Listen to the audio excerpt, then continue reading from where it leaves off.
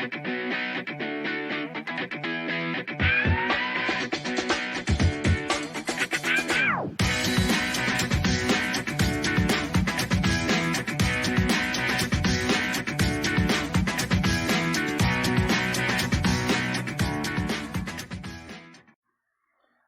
to Science Explained channel, and we are going to talk about the atomic theory and atomic orbitals.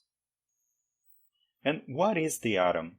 It is the smallest unit of any matter of all planets, stars, satellites, and all other entities of the outer space.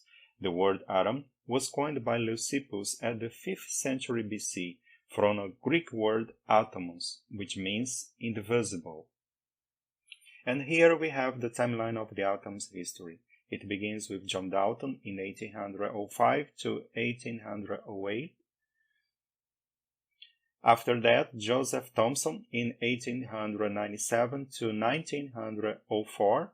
And curiously, we have a gap from almost 1 century, from one theory to the other. Then, 5 years later, Ernst Rutherford developed his assumption of the atom's model from 1909 to 1911. 2 years later, Niels Bohr developed his model in 1914, and finally Schroedinger, de Broglie, and Heisenberg gave the ultimate contribution to the atom in 1920s.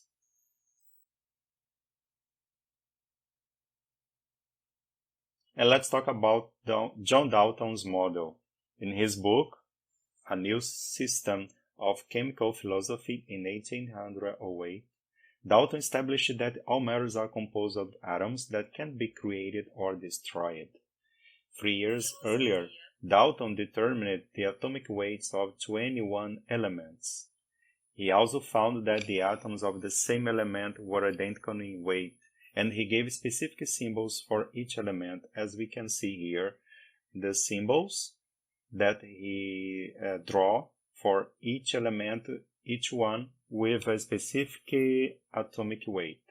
He also stated that the chemical reactions occur when atoms are combined to form a new compound.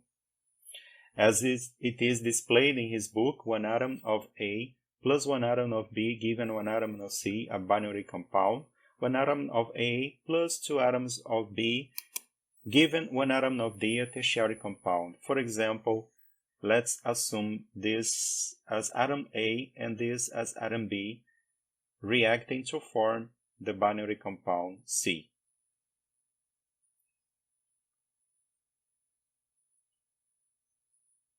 Almost a century ahead, in 1897, Thomson used the Crookes tube to prove the existence of the electrons.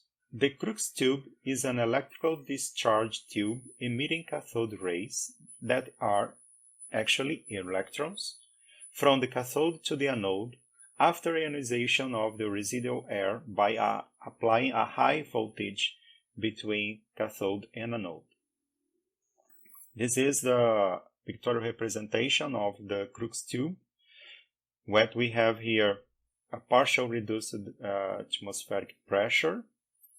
It is shown the cathode and anode, and it's applied the high voltage potential, which emits the cathode rays, passing through these charged plates and being deflected by the positive plate, reaching this point. And this deflection was proof that the cathode rays are carriers of the negative electricity. And Thomson also proved these carriers are actually corpuscles, later called electrons. Thomson also showed that the electrons are much smaller than the lightest atom. Thomson then created a model for the atom known as plum pudding. In his model, the electrons were similar to racings embedded in a plant pudding. As we see here, the small blue circles representing the electrons, and the red circle represented the positive charge, since he knew that the chemical elements were neutral. Then we go to Rutherford's model. Rutherford was a former Thomson's student. In Rutherford's experiment, the alpha particles are emitted on a thin gold foil. The alpha particles are actually helium nucleus. That is, they are positively charged particles.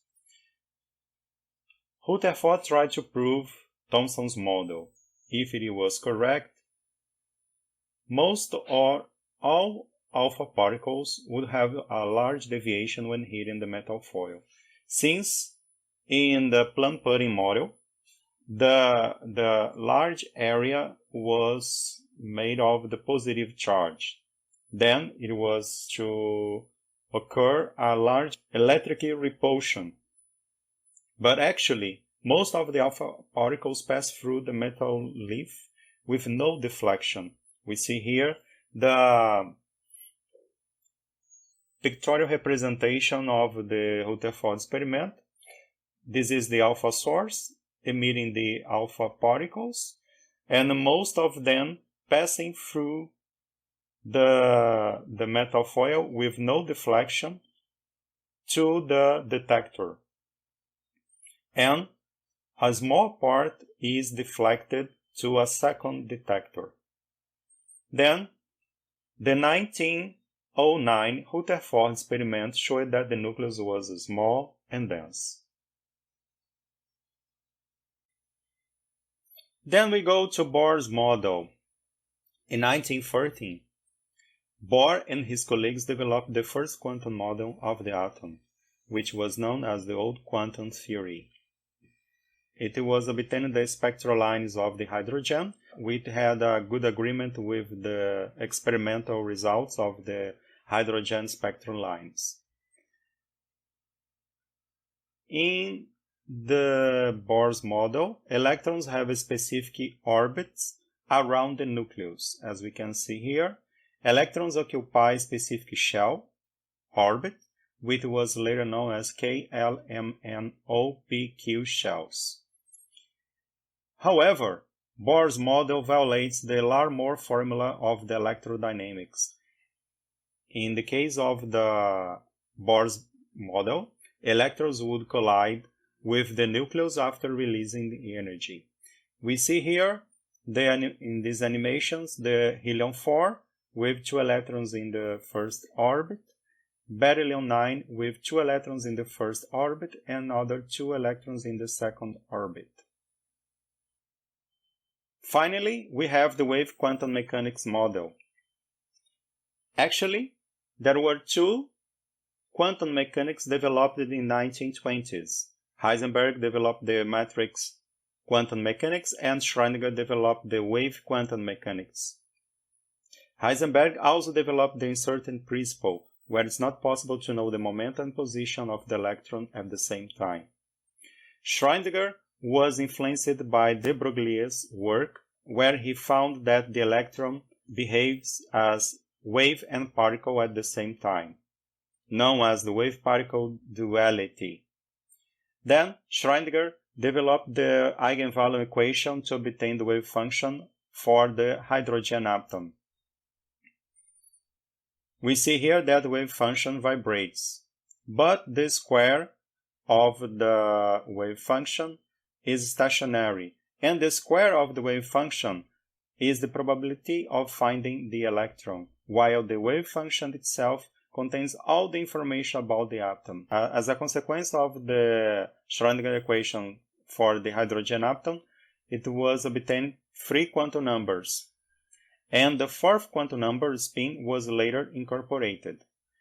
In this animation, we have the bottom 10, which has 2 electrons in 1s orbital, in light blue, and 2 electrons in the 2s orbital, in blue circle, and one electron in 2p orbital.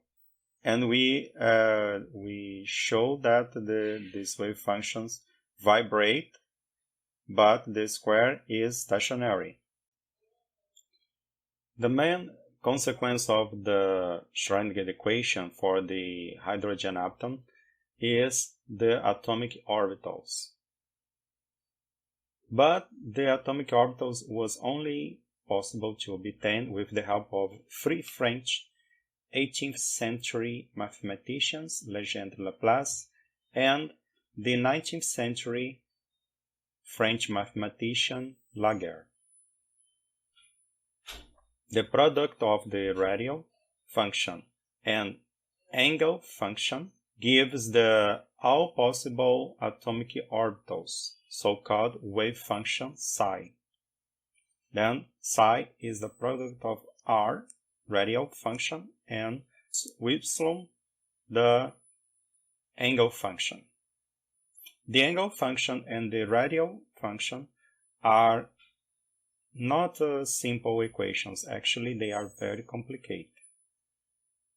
But they provide the counterplots of the atomic orbitals.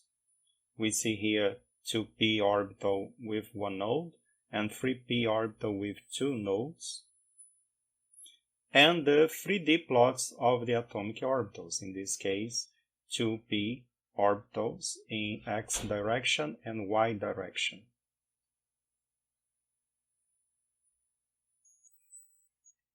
Finally, let's talk about the subatomic particles. The main subatomic particles of the atom are the proton, neutron, and electron. The proton of positive charge and neutron are composite particles of three quark particles, and they account for the atomic mass, since the electron is very much lighter. The electron itself of negative charge is an elementary particle located in the electrosphere, which surrounds the nucleus and determines the atomic volume. Proton and neutron are located in the nucleus, and they are bounded by strong nuclear force. Here the pictogram of the mass of the particles, and see that the electron is much smaller than proton and neutron. Then we come to the end. Please visit the site of our book. The link is in the description of this video. Stay tuned to our next book, Quantum Mechanics and Quantum Chemistry, Detailed Historical Mathematical and Computational Approach by CIC Press, and will be published by 222. Please check our next video called The Atom, Stability and Structure. The link is in the description and in the end of this video. Please subscribe to our channel, and thank you very much for your attention.